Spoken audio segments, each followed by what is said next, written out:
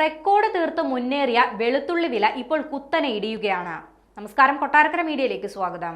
കഴിഞ്ഞ മാസങ്ങളിലൊക്കെ വെളുത്തുള്ളിക്ക് റെക്കോർഡ് വിലയായിരുന്നു.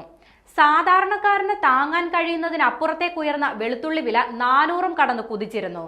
കഴിഞ്ഞ മാസം 400 രൂപ വരെയായിരുന്ന വില കഴിഞ്ഞ നവംബറിൽ 450 രൂപ വരെ എത്തി റെക്കോർഡ് തീർത്തിരുന്നു. എന്നാൽ ഇപ്പോൾ അതിൽ നിന്നും താഴേക്ക് കുത്തനെ ഇറങ്ങിയിരിക്കുകയാണ് വെളുത്തുള്ളിയുടെ വില.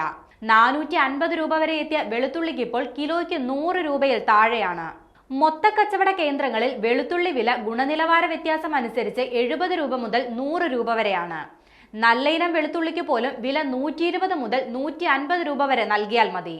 രാജസ്ഥാൻ, മധ്യപ്രദേശ് അടക്കമുള്ള സംസ്ഥാനങ്ങളിൽ ഉൽപാദനം മുൻ വർഷത്തേക്കാൾ കുറഞ്ഞതാണ് നേരത്തെ വില കുത്തനെ ഉയരാൻ കാരണമായത്.